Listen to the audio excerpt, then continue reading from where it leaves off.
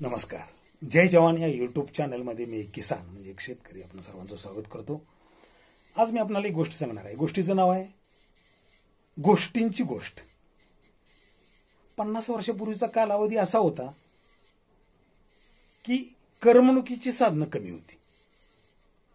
Radio आला असला तरी रेडिओच्या कार्यक्रमांना मर्यादा असायची. गावात खेडेगाव तर कुठेतरी एखाद्या ठिकाणी रेडिओ असायचा.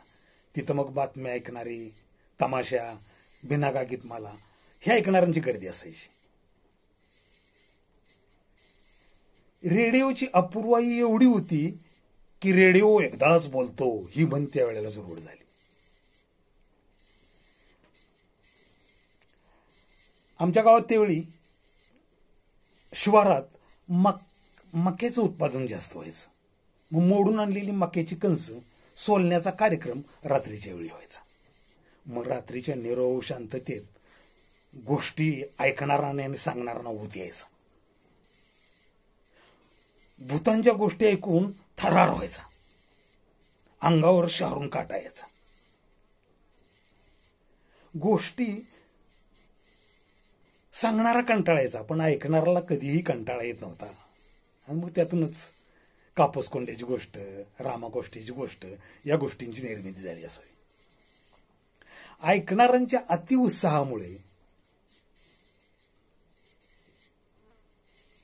रचलेल्या गोष्टींचा सुद्धा जन्म यावेळेलाच झाला असावा. आमचे वडील आम्हाला एक गोष्ट सांगायची, जादूच्या पावटीची गोष्ट.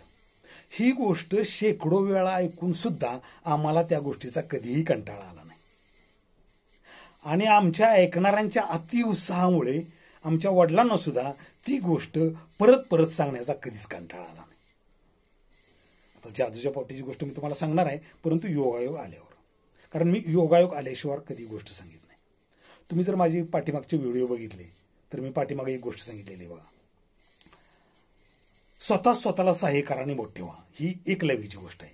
परंतु ती गोष्ट ऐकल्यानंतर तुम्हाला निश्चित समजेल की मी ती योगायोग आल्यानंतर सांगितलेली आहे. दुसरी गोष्ट सांगितलेली आहे मी शंखध्वनी करून संकटमुक्त झालेल्या राजाची गोष्ट. ती गोष्ट सुद्धा आता शेतकरी राजावर ह्याचीच पाळी आलेली म्हणून ती मी गोष्ट सांगितलेली आहे. त्या गोष्टी तुम्ही ऐका. तुम्हाला जर आवडल्या तर निश्चित लाईक करा, सबस्क्राईब करा, व्हायरल करा आणि कमेंटमध्ये मला लिहा. धन्यवाद. जय हिंद, जय महाराष्ट्र, जय जवान, जय श्रीराम.